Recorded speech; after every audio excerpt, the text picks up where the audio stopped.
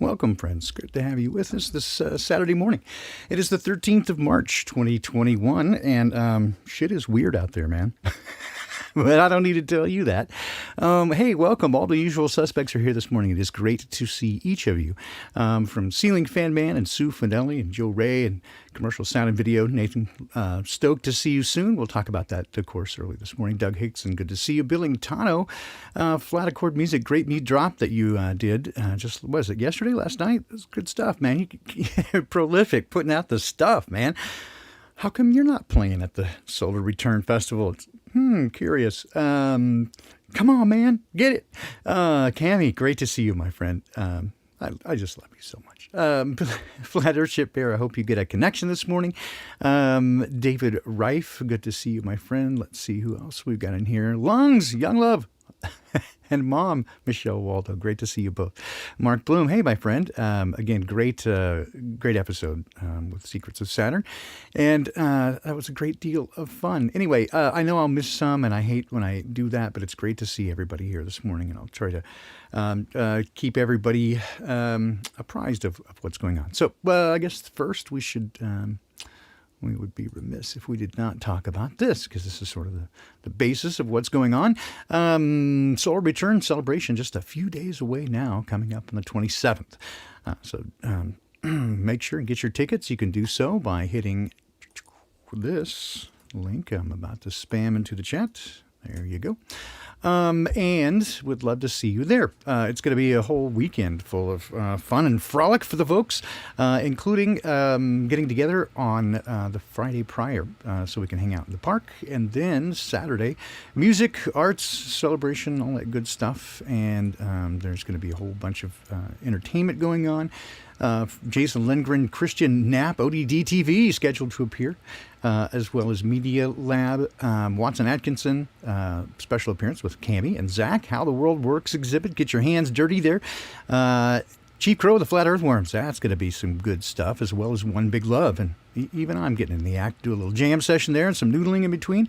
So, we're going to have a great time. If you're interested in that jam session, starting to get some good emails from real guys. So I'm excited about that. You can do so. I think the email address is in the show notes, but unintended.consequences3@gmail.com. Hit me up. Tell me what you play and instrument and what kind of style you dig, and we'll try to get you all hooked up. It'll be a big time for all.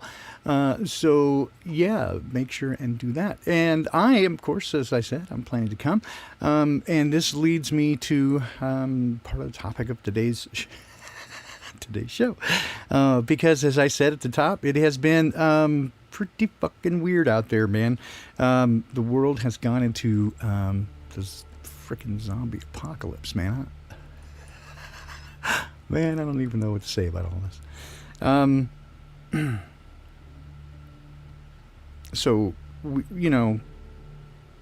like many things, it is bait and switch, right? We are given the Constitution, a beautifully elucidated document telling you the God-given rights and freedoms that you have that are inalienable. They cannot be taken from you as a free person. And then they tell you that we are a nation of laws, so that no one man is ruler over you. They're a group of duly and democratically elected people, but not a democratic government, right? A constitutional republic. And they lay out these rights, and it sounds really good.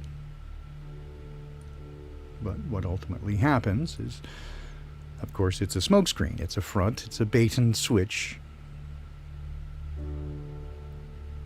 And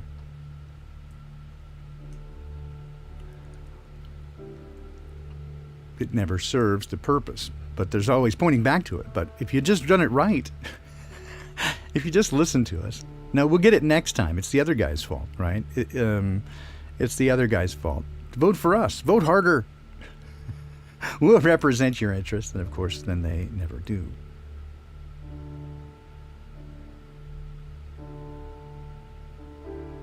And we have seen in living color over the last year the nature of, I'll say, the outgrowth, right, of this mass hypnosis, of the programming.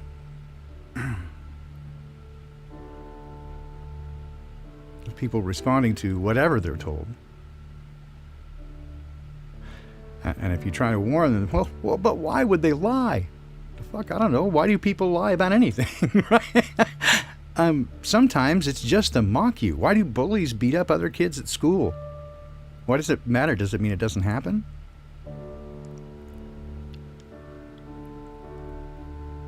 And so those of us who pay attention, of course, and say, hey, they're lying to you. Well, of course, they get tagged as conspiracy theorists. Be careful of that guy. They're clearly, blatantly saying now in the media that kind of thinking is dangerous. Well, yeah, it's dangerous to the powers that be.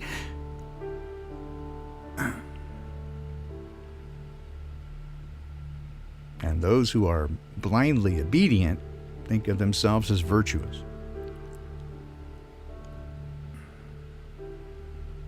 When in fact, it is cowardice.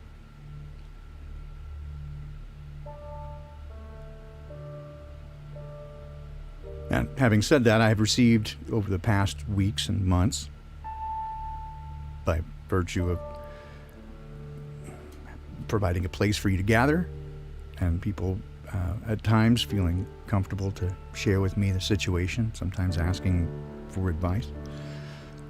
I think unsolicited advice is worth exactly what you pay for it, but I don't have any magic words. All I can do is encourage you, and just maybe sometimes give some, thoughts or what I see. Sometimes we can't see our own stuff, which is absolutely true with me, and I'll tell you even more about that. But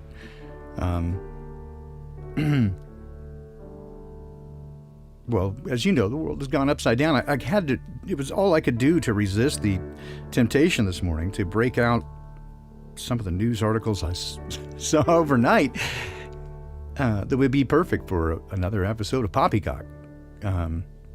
Hey, Mark Bloom. I have seen Dawn, informally hip, not here in chat, although she is often quiet. She does frequently join, and I've seen her on social media as well. She is alive and kicking, so far as I know, although she may be out looking at property this weekend. So there you go. I'll just throw that in there. Yeah, that's the things that we see around us, of course, is flipped upside down. It's the nature of the way they do. The story gets inverted, and the heroes become villains, and the villains heroes. Cuomo. Hey, Karen B. And we're told, of course, that the media is the watchdog, and they're going to tell you the truth. Clearly, that's not the case. When there are things out there that everyone can see, and yet no one reports on. And then the things that they report on, no one can actually see. Wait a minute.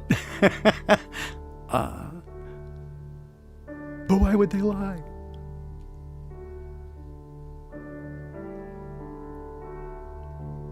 And it's been said many times, quoting Samuel Clemens, also known as Mark Twain, along with his beautiful quote that if you don't read the newspaper, you are uninformed, and if you do read the newspaper, you are misinformed.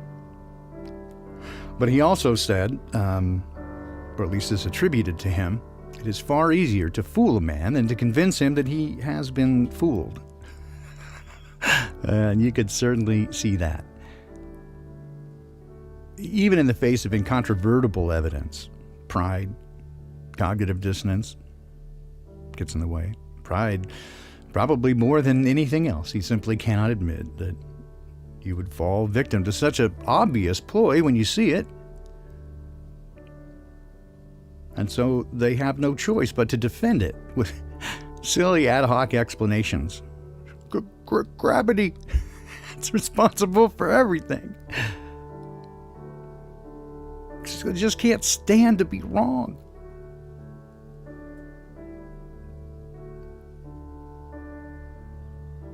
And so it takes not only temerity and intellectual honesty, as well as effort to come to the place that we have. It also comes with a solid ground on which to stand. You don't have to work from opinion. You have evidence. And even when there's not certainty of fact, you can destroy the lie and demonstrate that the current narrative is hogwash. You don't have to work that hard to demonstrate the truth. And truth fears no investigation.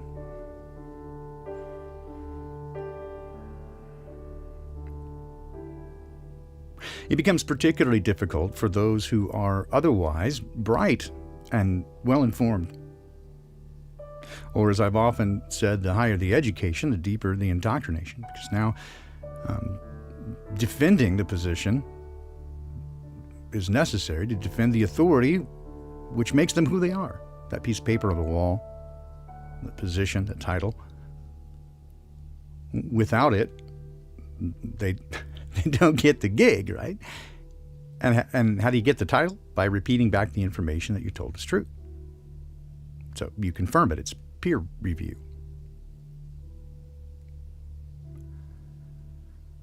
Hey, disciple of the Messiah, good to see you, my friend.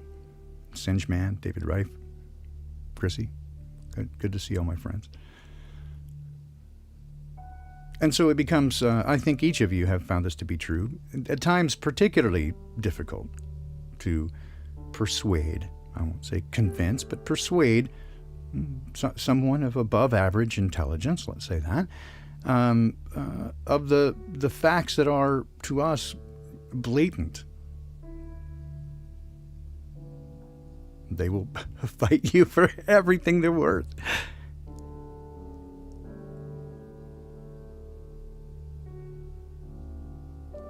And so it is especially when those people have a position of authority, then they feel not only they have the right to, but obligated, in fact, to make sure that they, the true, quote, narrative gets out there. They're going to dispel any disinformation. And so, almost ironically, they continue to support the mainstream position, the lie, because, again, doing anything otherwise puts their situation at risk. So you can't even look at any evidence that would contravene the accepted narrative. You can't do it. And I've seen dozens of people who, for a moment, said, "Hey, wait a minute, that's not right." And then immediately they will be inundated by wave after wave of stories that somebody who pooed the thing died. "I was one of those jackasses who didn't believe it, and now I'm dead. Woe is me. Don't be like me." Or again, the narrative upside its head. 3, 4 a day of anti-masker goes crazy on a flight, in a store, a Trader Joe's. So they happen in like specific places. With some crappy quality contrived video of people acting like, for all the world, like Alex Jones. Come on, man. The thing. Ah, dear. But it's nonsense. I mean, for what I've seen, I'm sure that there are people who get worked up, because it's frustrating. I get it. I totally get it. So is it possible? Okay, it's possible. But what we're shown in the media, of course, is that all of the nutty people are anti-maskers, and that they're just, the virtue of the order followers, right? Oh, they're so good, such good people. They helped out. They were such heroes. Oh my God, such heroes. Oh, my nipples are hard now. Heroes, oh God. Oh man, that's right. Fuck the fucking fuckers. It's bullshit. And so they spin this narrative up on its head, and so they have to support it. And so I have, again, gotten email after email, conversation after conversation with people who are being pushed out of society entirely.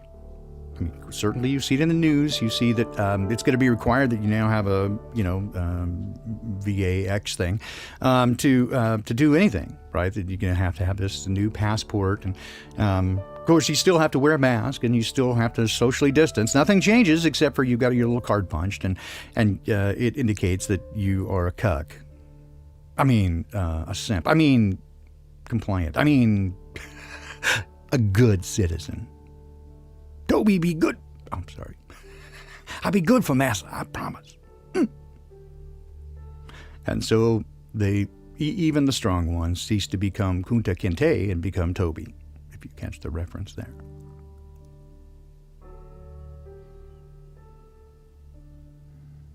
The daily articles about how to teach your children to shame those who don't wear a mask. Are doing everything that they can to make a new normal. In part, they started by saying it, right? That was the very first thing that they began hammering in as part of the vernacular. It's the new normal.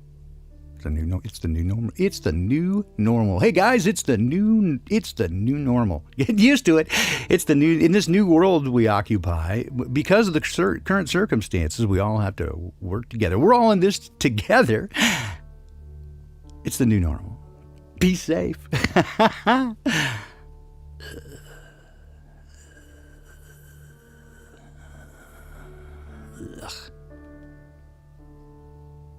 And so, again, all these cards and letters from people, not only that we see it in the news, but in their personal lives, their work, their livelihood, their families, their relationships, are being destroyed by the suggestion of the media, telling people how to mock and shame, denigrate, ostracize anyone who doesn't follow the mainstream narrative. And they've been doing that for decades, you see, but now it's a life and death. It's about your life. They want to kill your nana. They're trying to kill you. They're a biological weapon, damn it. Creeping crud all over them. Got a fungus among us, don't you know? Oh, for fuck's sake. So, I will let you know that I am now part of, you. We've all been in this together, as they like to say. But in the, you see, when I went to Flattoberfest, I hadn't been out in public for a while, for a number of reasons, including just I'd become used to being a bit of a hermit, and so I didn't know how long I could really take being in polite society. I'm sorry, I don't mean to offend you with that, but making a long story short, and you've heard me tell it before, afterwards I so excited I didn't want it to end. I was very disappointed that I hadn't had more time to socialize. And so this time, I made the decision. I put a day on either end so I could have a little extra time. So I'd be there for the Friday get-together in the park, and also the day after, so I could come in Thursday night and leave Sunday evening. So at least a little bit extra time, which required, of course, that I take some time off my regularly scheduled gig for which I contractor, not an employee, and that's been, pointed out numerous times for years. Right? I don't get any of the benefits. I don't even get every employee, no matter how long that they've been there. They give them do a little birthday thing for them, give them a little birthday cake, and sing a little stupid happy birthday, just kind of embarrass them, whatever. But for 4 years, not me, because I'm a contractor. You see. So I don't get paid, when the holidays, they take the holidays and go, oh, this year, we're going to give you the whole week between Christmas and New Year. Well, not me, because, so it's shut. The shop is closed because, and I'm not complaining. I'm just saying it's a funny thing. It does me a favor in a way to do the contracting thing. And that's the way I chose and asked to be paid. knowing when I went in that I wouldn't, I didn't qualify for this. It's not a complaint. It's just, it's been made clear, right? It's a very clear dividing line. And again, if anybody who's listening who knows this, again, I'm not, nobody's name involved. This is just, but I'm sharing you the truth. And so, typically, so the agreement has always been that I'm free to take other short-term gigs, right? Especially if it pays more or whatever, I could make more in a day, doing some things than I could in a week. So I'm allowed to do that, because I'm a contractor, right? So I just, need to schedule that, make sure that there's not some other project that I'm expected to be at. All good. Been doing it the same way for 4 years. Thursday morning. And so I guess I say this because if I had not taken the extra days to be at the Solar Return Festival, right, no one would have been the wiser. I'd have just flown in and out like I did before. Nobody gets hurt, no missed days, and it's easier to do. So I have to go in for a temperature check, right, every day. It's just stupid because we have the stupid state. Anyway, so I go in to do that, and the owner of the company is there, and I'll fill in this part later. But anyway, he says, "Oh, I see that the calendar that you have travel scheduled." It's like, "Yep." He's like, "Where are you going?" South Carolina. I was a little bit coy, and so he says, "Have you had the vaccine?" And I said, "No," and he said, "Are you planning to?" I said, "Most likely not." He said, "Have you been tested?" I said, "I have not. I'm asymptomatic." And he's like, "Well, if you go to a thing with a bunch of people and then come back, of course, you have to get tested or quarantine." I went, "Well, okay. I that's the rules, I suppose. So I'll look into that, and I suppose if I had a preference, then I'd." Well, we'll see. I don't want to take the time off work, but if I need to quarantine, I guess I need to do that. So I kind of backhandedly said, didn't want the test. And then he openly asked, you have a reason a reason you don't want to take the test? And I was like, well, I have concerns, right?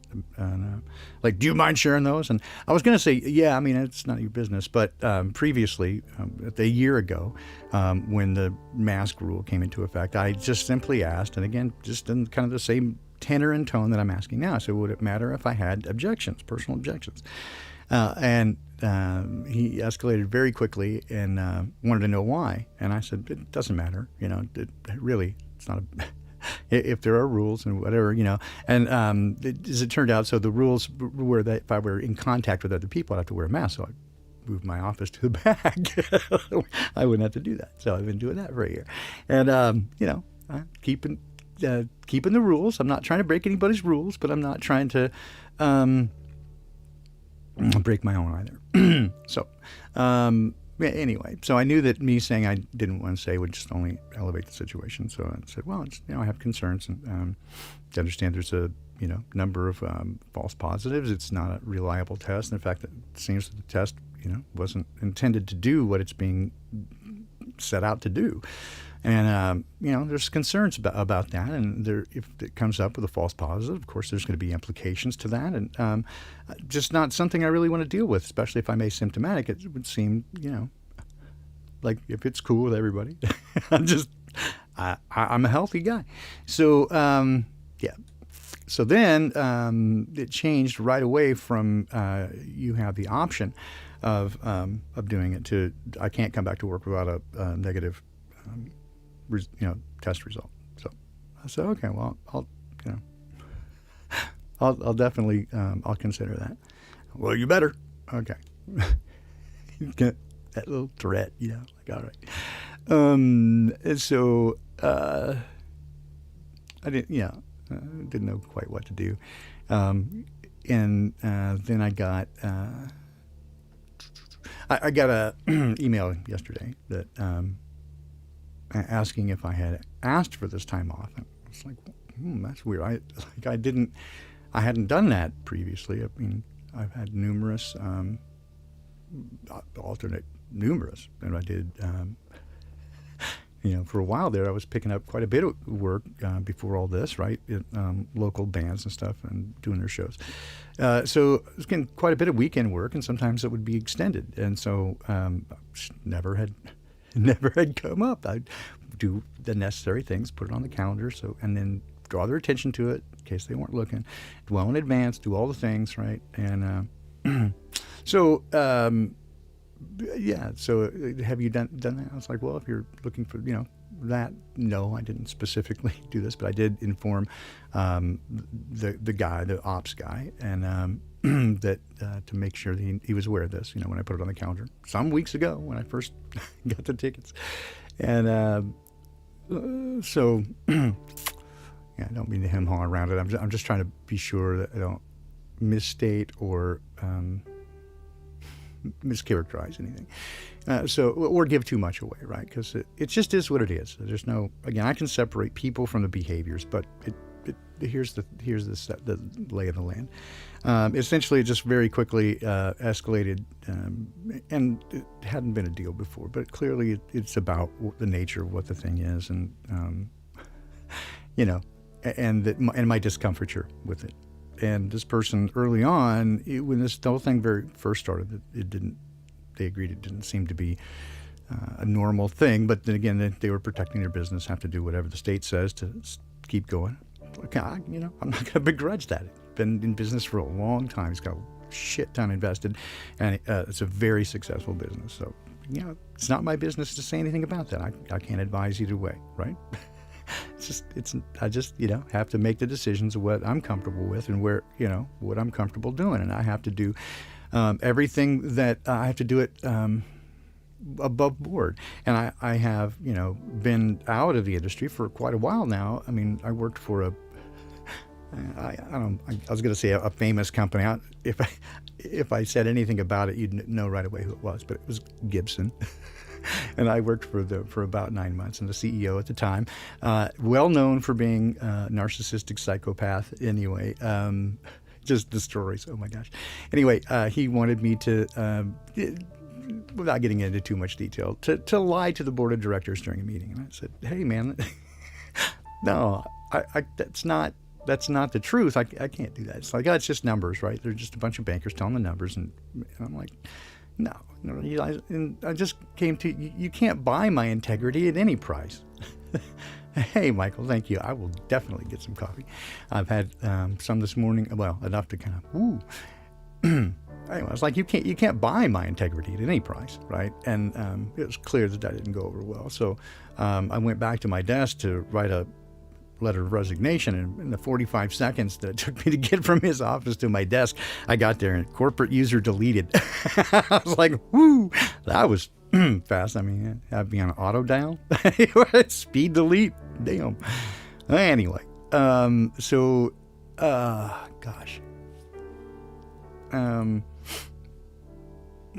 Hey, Chrissy, I'm glad to hear that. I love it too. I was just telling my wife this morning how much I love this group. Like, love. You guys are the best. So yeah, anyway, I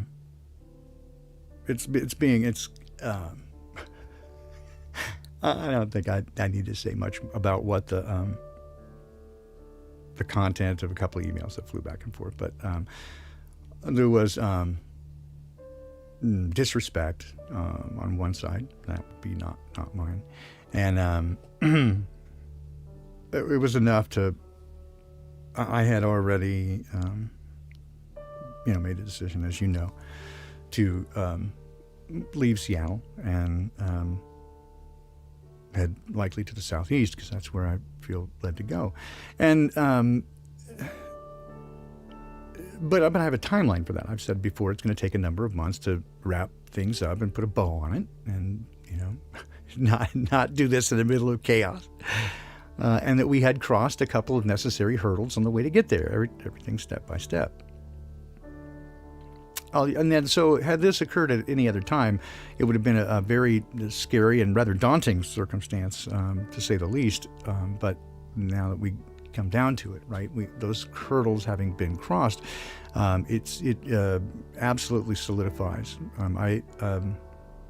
well, we'll just say that I don't know the exact date, but we're done. I mean, it seems that the relationship is now broken, and so this may come. I may be leaving much more quickly than I anticipated. I had.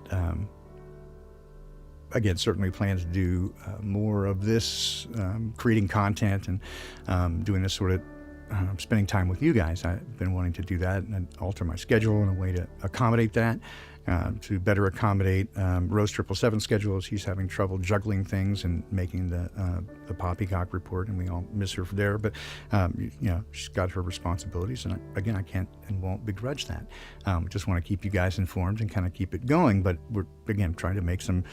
Wow, sorry about the buffering. I know it doesn't look like it here, but at any rate, so yeah, just trying to take those next steps, right? Although I will say that I'm in a situation now that I may, I have, in fact, in transparency, I set up a Patreon account even before I began a channel. I didn't know when I was going to do that. I've never launched it, and because I'm uncomfortable asking for resources, money, other than for other people. I'm usually good with that because I'm big about supporting other people. And I did ask for when I needed gear to, better computer to do this. You guys were super generous, and you always have been without me ever asking. And so, again, I'm always uncomfortable, with anything that approaching e-begging or anything like that. That's not my deal. But but it's something that, I wanted to do, spend more time with this, and it's, of course, require that get some support. And people have offered that, right? They always ask how they can do it, and it's the reason why there's a PayPal and a Venmo in the first place, people asking how they could. So I couldn't really, again, I'm not going to say no to people wanting to help, and because it does help, and I do spend a fair amount of time doing this. And so I want to continue doing this, right? But again, it's not. I won't say that I didn't get fired, but that yet. We'll see what happens when I get back. But it's clear the relationship is probably irreparably damaged. And over what? That I don't agree with the mainstream narrative. I haven't said that I wouldn't do anything. I didn't actually. I hadn't made I was trying to figure out how to deal with the situation. But there is, I think, some freedom in knowing, seeing an end to it.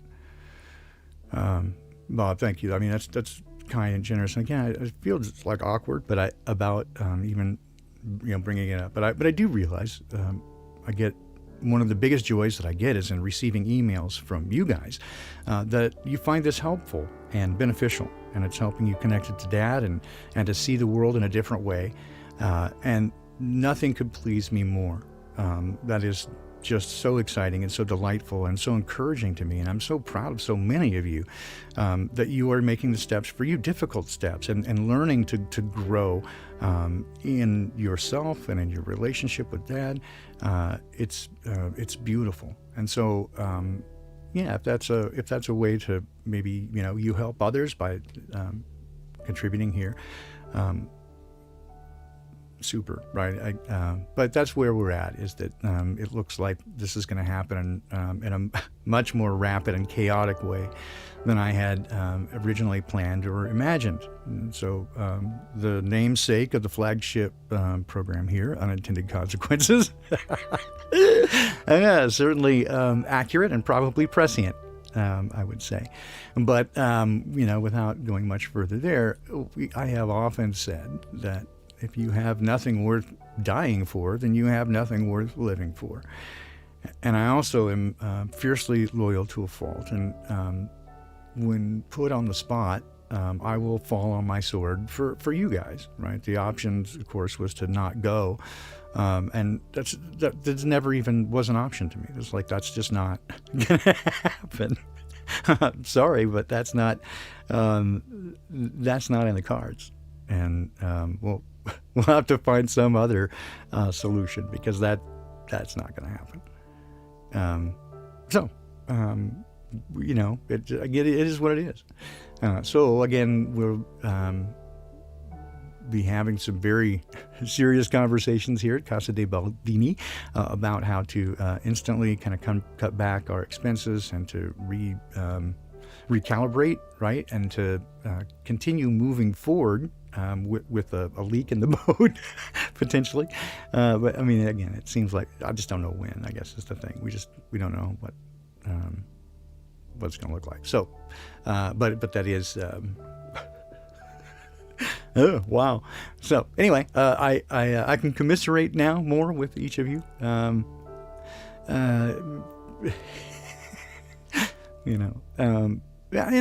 hear you, right? F and Fers, but I will say, here's, I suppose I was going to put this in earlier, but before you get mad at the guy, whatever. Yeah, it's the behavior, I think, is inexcusable. But again, I can separate the behavior from the person.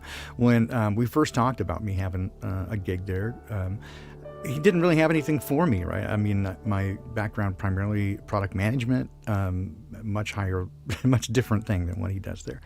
And so there really wasn't a spot for me. And so he kind of made a spot, didn't pay me a lot, still doesn't, but gave me a place and an opportunity to work. And so it literally saved our lives. And he also has, done some things personally, financially, to help us out along the way, where he didn't have to, right? And but I will say this: he mentioned during our initial meeting, his background was he was had been a heavy drinker. It damaged it ended his marriage, and his wife was his partner, and they continued to be business partners even after the end of their marriage, but largely due to his drinking and for a while drug abuse. And he used the word that he was toxic. Well, what I discovered later is that again, just because you're no longer a drunk doesn't mean you're not toxic. And so there have been episodes that.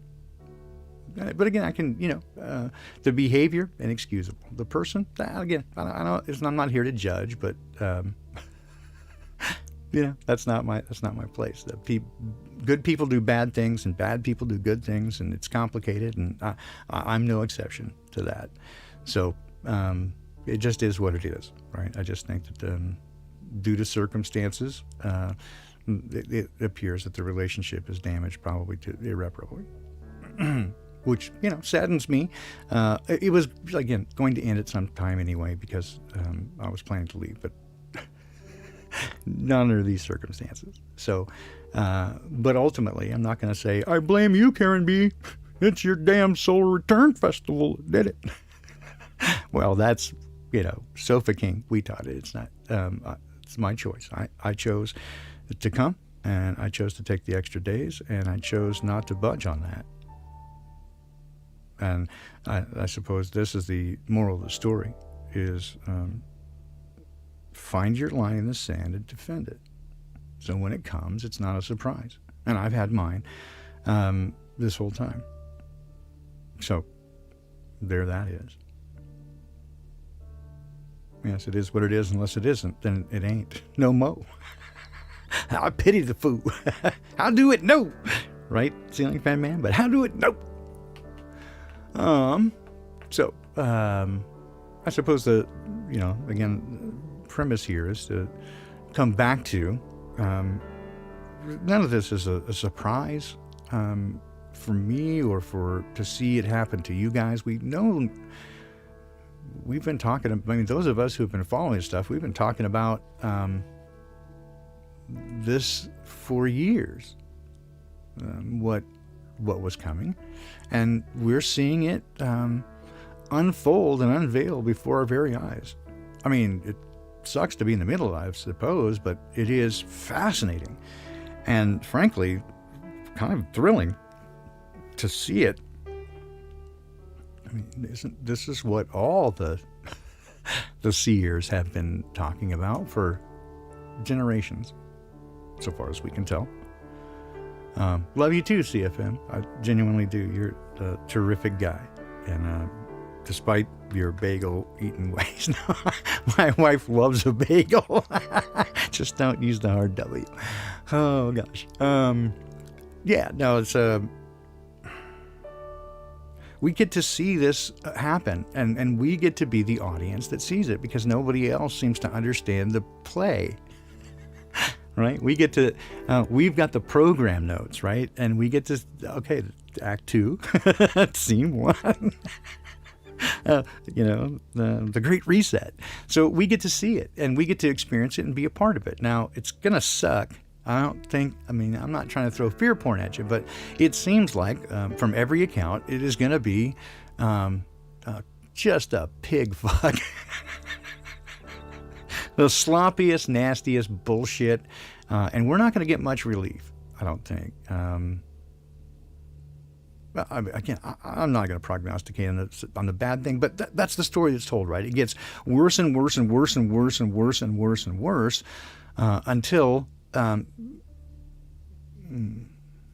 it's like an engine that explodes. Put an engine on a dynamometer and just keep accelerating until it just blows itself apart. It seems to be what it's going to look like. And to that end, it's not going to, it doesn't seem like there's going to be much relief. Although I think that there will be, and from everything that I read and understand, and from what I intuit to be true, especially through my relationship with the Creator, is there will be many supernatural interventions and indescribable miracles, like the timing of all this stuff to work out, with those almost impassable hurdles being crossed supernaturally, just in time. And there were things like days, if they hadn't turned out just exactly the way they did, like bam, like dominoes falling, it would never have happened.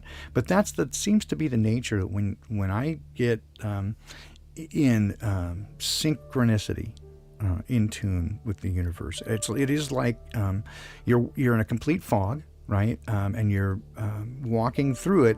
Instead of way back and safe with the crowd, you're out there in front, but you're walking in this fog, and you cannot see a foot in front of where you're going, and it's kind of terrifying. But on the other hand, when you're doing it, faith is the best word I have. When you know you're in that spot, you put your foot out, and the paving stones appear. They just do, and you can tell that all around you you're walking on a razor's edge. But at every step of the way, Dad has been there for me, and has got. It couldn't get any scarier, right? We were like homeless, like right down homeless, for a while. And not a place I would want anybody to be. But he never let us down, ever. Never too much and never too soon. Always exactly what we needed, right when we needed it, in inexplicable ways. But it did happen. And I expect, and so I have no reason to think that will not continue for all of his kids. I'm not special in that regard. Only that I recognize it, I suppose, and I trust him for it, and I hang on to him tightly. So I see it when it comes, and I know that there's no other, this is, an interaction between me and Dad. There's clearly no other way to describe it, because, again, exactly the amount that you need, right on time. Again, appointments falling in, like, you can't get them for a month, and there's a cancellation right now. You can come right now and get it done. Boom, boom, done. And then you had to have that for the next day. If you hadn't, you'd have been months behind. It just, if I went through all the things, it's just nutty, right? But I expect that this will continue, because, again, that's part of the story as well, right? That he cares and protects his people. But there will be some who are going to have to make a choice between compliance and obedience, or, don't threaten me with a good time. It's the way I understand it. Yeah, I could be wrong. I reserve the right to be completely wrong about everything. But that's the way that it looks, reads, feels to me. That's what it looks like. And so, again, it's going to be a rough road. But I think much like scaling a mountain, as difficult as it is, it only allows those who are well prepared and with a guide and intent on getting to the summit to get there. You can't just stumble your way to the top of Mount Everest. It doesn't happen that way. I don't think anybody is going to stumble their way through this by accident.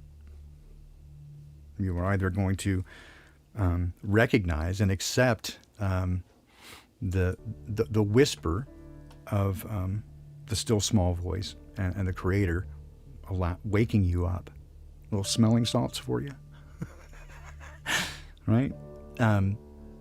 So, again, you would be remiss not to answer or to delay, I think, at this point. It seems ever increasing. Who could have imagined, right?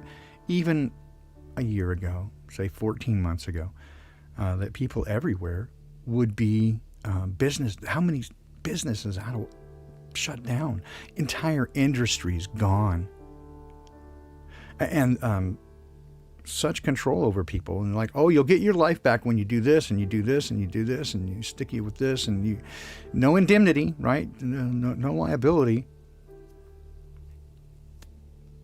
Oh, you still have to do the same things. It's still no. You still have to wear the thing, and no, you still have to stand over there, and so nothing changes. But we'll give you a little bit of it back. You can go see this crappy concert or this shitty movie, or now one of our shitty chain restaurants, because that's the only thing left is the big corporations. Right? They just shut all the small stuff down, and the art, and the real entertainment. So all that's left is the corporate stuff with the deep pockets, who bought everything else up when they went out of business. It's not the first time they've done it. It's a repeating cycle. It's not like it's new. And that's the thing, right? Is that this stuff is now so out in the open that you have to be under a spell not to see it. It's just no other way to call it at this point. It is so blatantly obvious, and they're so out in the open. They've broken cover, and they're just running. And in part, it just seems again like a mockery. They're just so under the spell. And it seems like, again, that there's mockery involved, that they're just laughing. They do some of it, they do just because they can. It's just it's like a bully kid, you know. Stop hitting yourself. Stop hitting yourself. Right? Oh, don't do that. Don't do that. I mean, what else can you say about Don Pettit?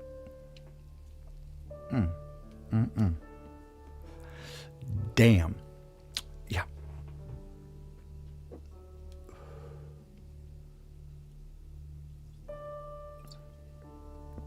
Look at the Assistant Secretary of Health and Human Services.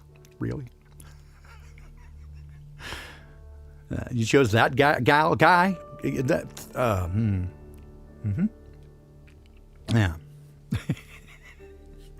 Oh, dear. It's a poke in the eye. They have one COINTELPRO compromised thing that they do in the nation's capital, and they're still having it's still in the news, and it's 400 days straight in Portland, mostly peaceful.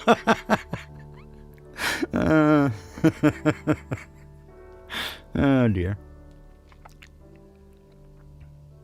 I'm seeing recently how even in their behaviors, they continue again the same script, right? So they'll deplatform all the truthers, right? If you start telling truth, they yank you. I assume that we'll have to find a new place to meet soon. Okay, I mean we'll find it. I'll anticipate it, but. Yeah, so they yank and they try to silence all the truth, and then they take some obvious compromised individual and step on their neck so that it makes it seem legitimate. It's like the old the double reverse, you know, somebody like whose initials is AJ and used to be BH, right? Is the first one to get deplatformed, right? Because it gives the patina of legitimacy. And so people go, yeah, get that jackass off the air, right? Anybody who talks like that, that's dangerous, right? So make no mistake that simply by not accepting their narrative at this point, you are being labeled as a domestic terrorist. I suppose whispering's not going to help, but that's the truth. That's the label that they're putting on you. And of course, labels are for soup cans. They tried to put the unknown letter of shame on me, and I pushed back and said, I dare you to find me promoting that on any of my streams. I demand a manual review. I came back going, okay. F the F and efforts, man. Oh, dear. So, yeah, make no mistake that they are justifying now taking everything from you, including, if they can, your corporeal existence. How's that? They're justifying it. So again, I'm not saying, oh my God, they're coming for you this afternoon. Come on, man. That's my Biden impersonation. Come on, man. The thing.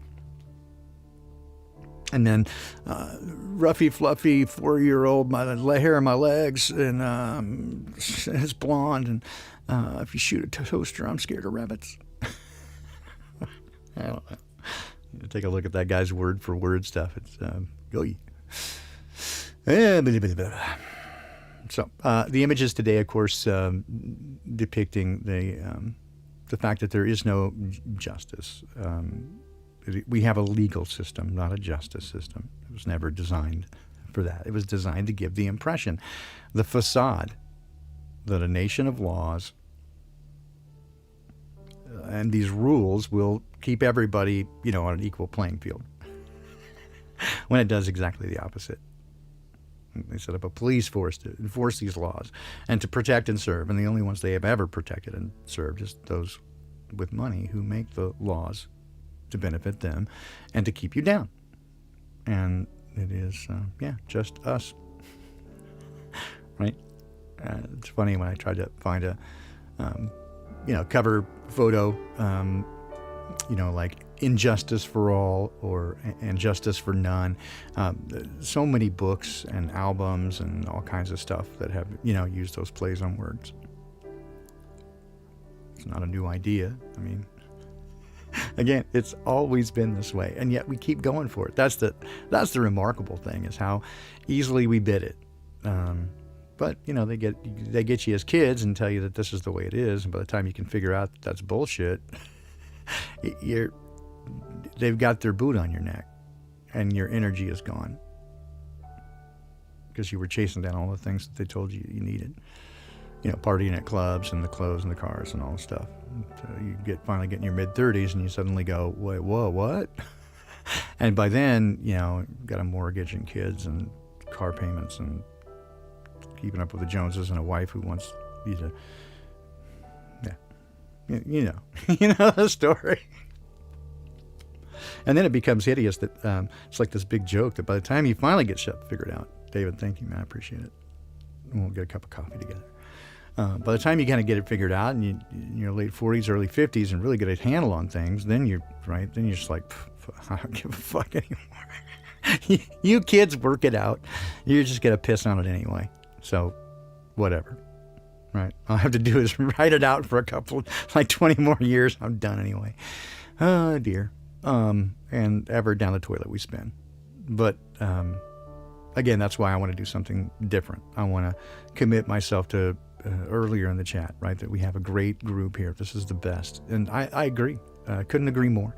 It's not entirely the product. It's not, me.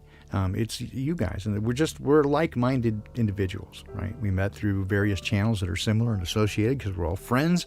And we hang out with one another and, we just are drawn to the same things. And so that's invaluable. That's the kind of people, again, I want to hang out with.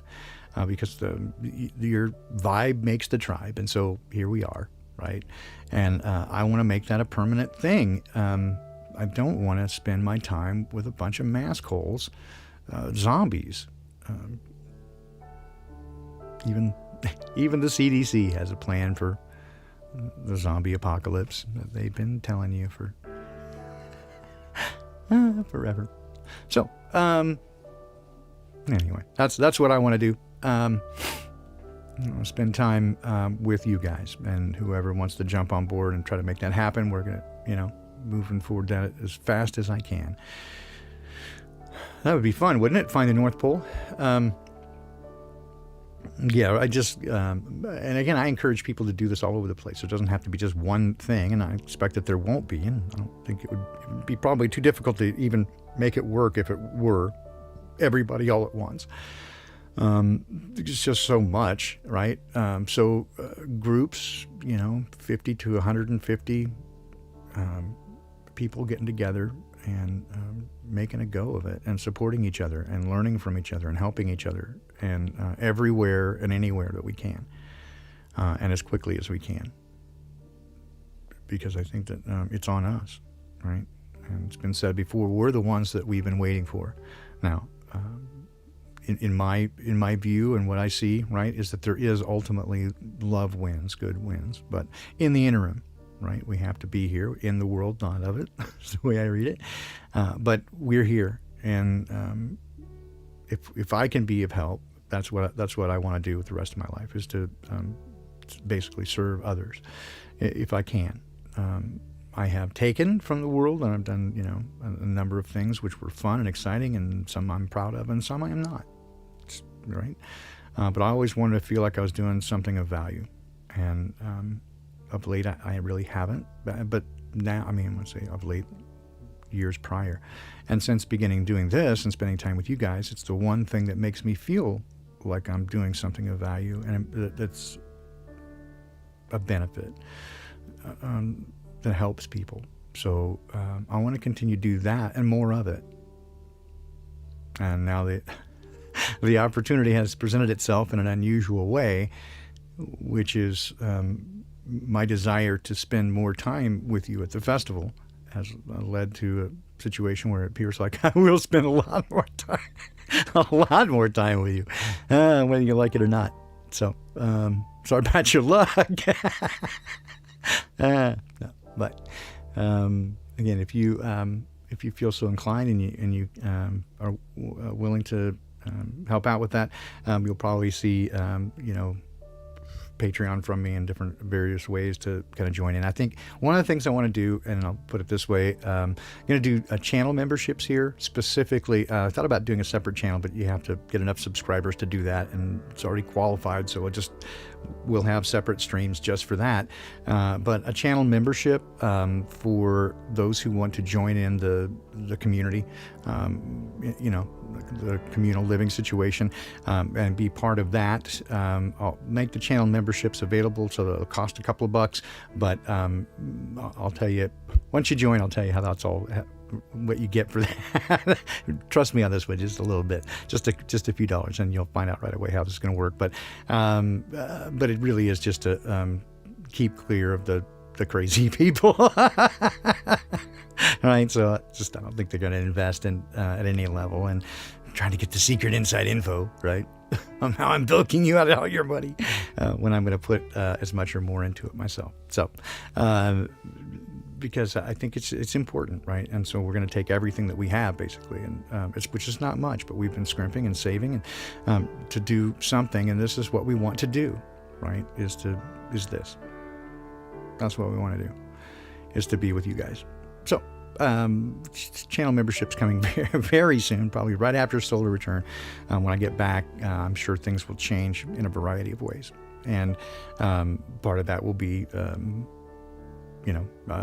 me sticking my hand out, but producing more content, and more pointed content, probably better scripted, and some edited videos, that sort of stuff, to be more succinct and precise. Also, many people have asked about music. I'd like to spend at least some portion of the time working on music for those who are interested in that, both some of the older material that Joe Ray and I put together many years ago, as well as just kind of the new noodling stuff, which is, again, just an outgrowth of this. I didn't play for a while, didn't practice at all, unless just live noodling before each of these streams, and it just kind of took on a life of its own. So happy to accommodate with that. I certainly enjoy doing it, and the old songs that Joe and I wrote have a great deal of meaning to me, certainly, and Joe as well, written together with our now late friend Jim Rogers. And some of it now, in retrospect, seems incredibly prescient. And some of the lyrics are like, whoa, we didn't even know what we were saying. Yeah, David, I want us all together, or at least, again, in groups together, so that we can support one another and be there for one another, because we have been, right? And I talked to, Mac, Flat Earth Fucker, and Ceiling Fan Man, and Karen B, Cammie, and Zach, Mark, and just all of us kind of get together, and this is... I just want to see communities like this that really tighten up and make it happen. So anyway, there you go. So much, again, love and affection and appreciation for each of you who make your way here each week to be a part of what we're doing. And again, I just... I don't take much credit for it. I think it's just a result, a confluence of, everyone having, again, being like-minded and being in the same place, and it is really you guys that make it happen, make it a wonderful place to be. And I'm so immensely grateful for each of you. Again, I was just telling Madeline about that this morning, just how much I love you guys. It's just nutty, right? That so many of you I haven't met in person yet, but I see you. And I try to review the chat logs every week. I don't really listen to the programs. I listen a little bit to Noodles to see if there's anything interesting, but I just don't listen to the program. But I do try to check the chat logs, and you guys are awesome and super funny. And I'm tickled to death to be a part of the community. I'll leave you today with a recording. This is of one of our early songs from between Joe and Jim and I called In Your Eyes. That was a recording I did later in the early 2000s, although it was written in like 1992, called In Your Eyes. Just a rehearsal track, something the band could rehearse to whilst I was away, but that's all we have right now. But that's why we want to get together and do some recording. So we'll keep you up to date on that as we go. And again, it may seem like I have a little extra time on my hands. Okay, to do that. All right, so let me do this, and I'll hit this, and then there will actually be music, I think. So put that there, and this goes there, like that. And you guys have a super great weekend. Hope to see you tomorrow morning, 7 a.m., Ancient Wisdom for a Modern World, and 5 p.m. for a little sola scriptura. Take care. Do you remember the moment alone? Do you remember a heart left cold? I walk a lonely road until I find forgiveness. Do you remember that feeling inside? Do you remember the one left behind? I'll be there by your side if I could live forever. 'Cause I wanna find forgiveness in your eyes. I wanna live forever in your eyes. I wanna see heaven in your eyes. Do you remember the promises made? Do you remember the one who was betrayed? Trying to show the way to live forever. Do you remember the trust that was made? Do you remember that you wiped away? I'm waiting for the day that I see you in heaven. 'Cause I wanna find forgiveness in your eyes.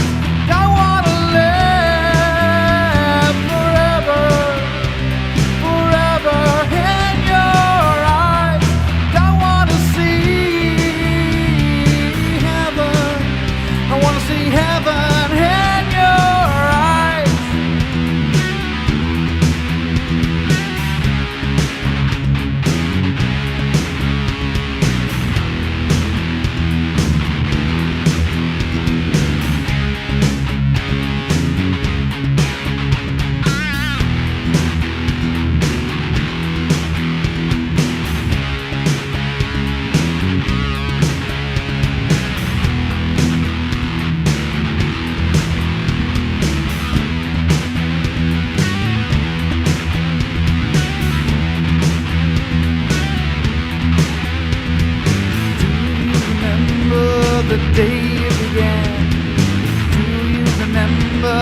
just how far you ran, trying to save the day and live forever. Do you remember the dream you were shown? Do you remember the peace you'd known? I'll be out